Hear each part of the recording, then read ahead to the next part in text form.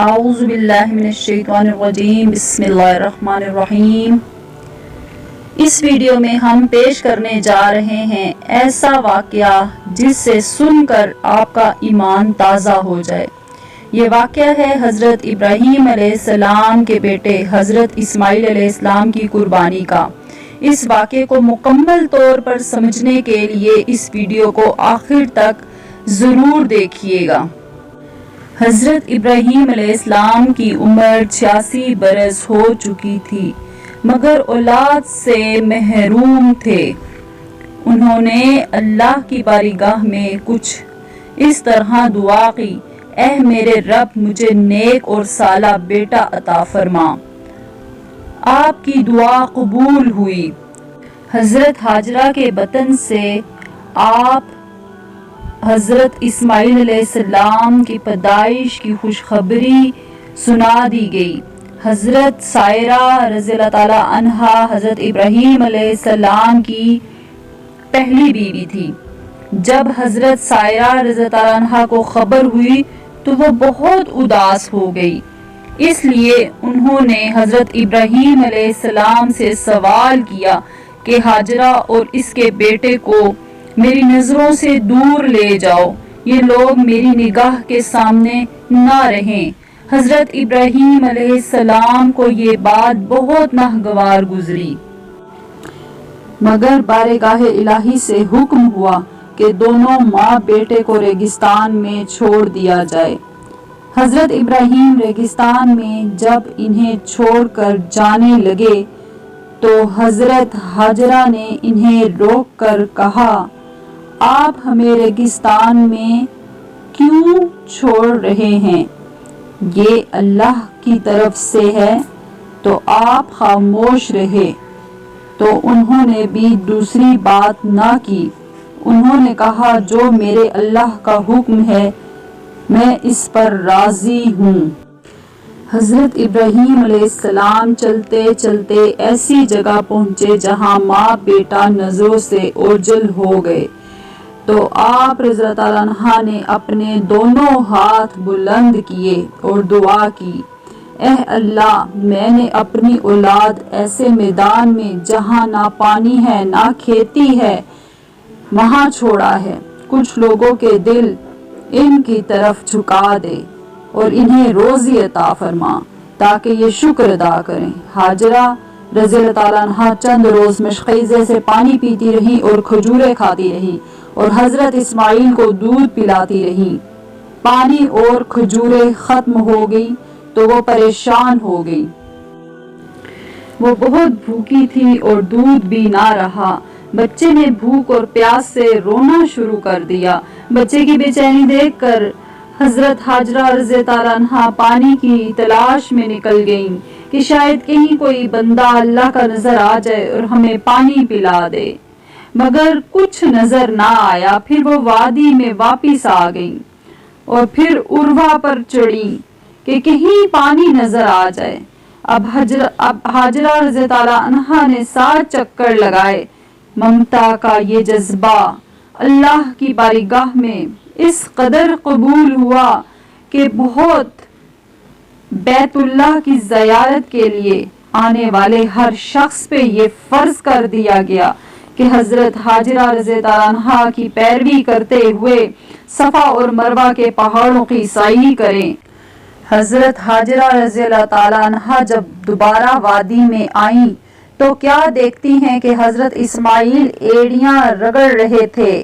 وہاں سے پانی نکلنا شروع ہو گیا اور یہ چشمہ آج بھی موجود ہے اور ہم اسے آب زمزم کہتے ہیں۔ ہزاروں سال کے باوجود چشمہ بالکل ویسے ہی ہے۔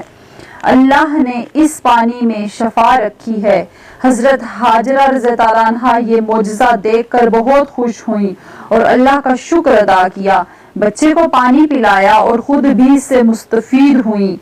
اس وقت اللہ کی طرف سے ایک فرشتہ نازل ہوا اور وحی سنائی کہ آپ خوفزدہ نہ ہو اور نہ ہی غمگین ہو، کیونکہ اللہ تعالیٰ آپ کو اس بچے کو ضائع نہیں ہونے دیں گے۔ یہ بہت بڑی بات ہے۔ ابھی اسماعیل بچے ہی تھے کہ حضرت ابراہیم علیہ السلام کو خواب آیا کہ اپنے لخت جگر کو اللہ کی راہ میں قربان کر رہے ہیں۔ آپ علیہ السلام نے مسلسل 3 راتوں سے یہ خواب دیکھا تو آپ کو یقین ہو گیا کہ یہ خواب اللہ کی طرف سے ہے، اور آپ رضی اللہ عنہ اللہ کے حکم کی تعمیر کا ارادہ فرمایا اور اپنا تمام خواب اپنے بیٹے کو سنایا۔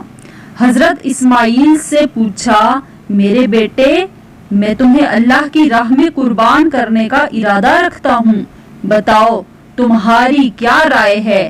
میں چاہتا ہوں کہ حضرت اسماعیل علیہ السلام نے فرمایا، بابا جان، آپ اللہ کے حکم کو مانیں، انشاءاللہ آپ مجھے ایمان میں اور صبر والا پائیں گے۔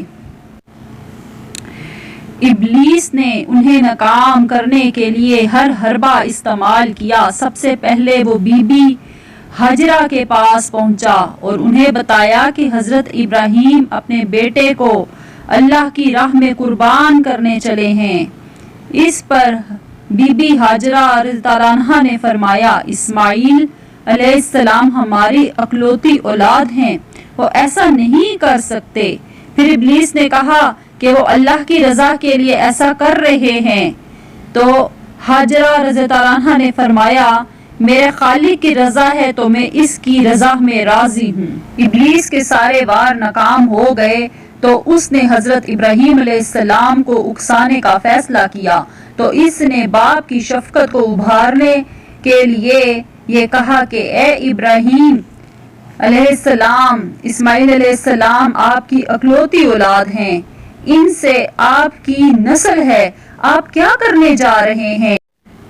اس پر ابراہیم نے جواب دیا کہ یہ اللہ نے دیا ہے اور میرے لیے یہ اللہ کی امانت ہے، اللہ جو چاہے کرے، ہم اس کے حکم کے تابع ہیں۔ ابلیس کو جواب سن کر غصہ آیا، حتیٰ کہ ابلیس نے حضرت اسماعیل علیہ السلام کو بھی بہکایا، وہ بھی اپنے مقصد پہ ڈٹے رہے۔ کہتے ہیں کہ ابلیس نے انہیں 3 مرتبہ قربان گاہ میں جانے سے روکا، اور تیسری مرتبہ حضرت ابراہیم اور حضرت اسماعیل علیہ السلام نے اس کو کنکر مارے، اور یہی وہ سنت ہے جو ہم مسلمان ادا کرتے ہیں۔ بالآخر دونوں باپ بیٹا وادی مینا میں پہنچے جہاں انہیں ذبح کرنا تھا۔ کائنات بھی یہ منظر دیکھ کر حیران تھی، اور قیامت تک ایسا منظر نہ ملے گا۔ آسمان ساکن تھا اور فرشتے بھی آسمان سے یہ منظر دیکھ رہے تھے۔ اسماعیل علیہ السلام کہتے رہے کہ ابا جان، آپ میرے دونوں ہاتھوں اور پاؤں کو باندھ دیجئے کہ آپ کو چھری چلاتے وقت ذرا دقت نہ ہو، اور مجھے منہ کے بل لٹائیے گا تاکہ میرا چہرہ زمین کی طرف ہو اور آپ میرا چہرہ نہ دیکھ سکیں۔ اگر آپ نے میرا چہرہ دیکھ لیا تو ہو سکتا ہے کہ آپ کمزور پڑ جائیں، اور مجھے ذبح کرنے کے بعد میرا کرتا میری ماں کو دے دینا کہ انہیں صبر آ جائے۔ آپ علیہ السلام نے ان سب باتوں پہ عمل کیا، بیٹے کا ماتھا چوما، پاؤں باندھے اور چھری چلانے لگے، لیکن چھری کو حکم ہوا کہ رک جا، اللہ کو کچھ اور ہی منظور تھا۔ حضرت ابراہیم علیہ السلام تیز چھری چلاتے رہے مگر چھری چلنے میں ناکام رہی، اور یہی ابراہیم علیہ السلام چھری سے فرماتے رہے کہ اے چھری، تو کیوں نہیں چل رہی؟ میرے ننھے اسماعیل کا گلا تو بہت نازک ہے، تو کیوں نہیں چل رہی؟ عرش پر فرشتے خاموش تھے، زمین ایک انسان کا اللہ کی محبت کا نظارہ دیکھ رہی تھی، اور اللہ جبرائیل سے فرماتے ہیں، جنت سے میڈھا لے جاؤ، میرا خلیل پیچھے نہیں ہٹے گا، میڈے کی قربانیاں کرو۔ رب جبرائیل علیہ السلام جنت سے میڈھا لے آئے تو اسماعیل کو چھری کے نیچے سے ہٹایا اور میڈھے کو لٹا دیا، اور چھری کو چلنے کی اجازت ملی اور چھری چل گئی۔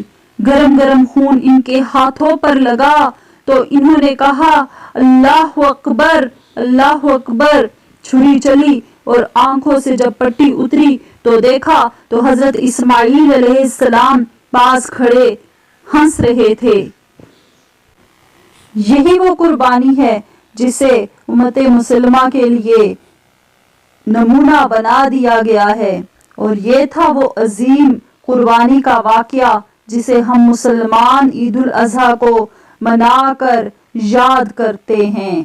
تو یہاں کی مثال تو کہیں پہ بھی نہیں ملتی کہ ایک باپ نے کس طرح اپنے بیٹے کو قربان کرنے کے لیے اللہ کا حکم مانا اور بیٹے کو صابر پایا۔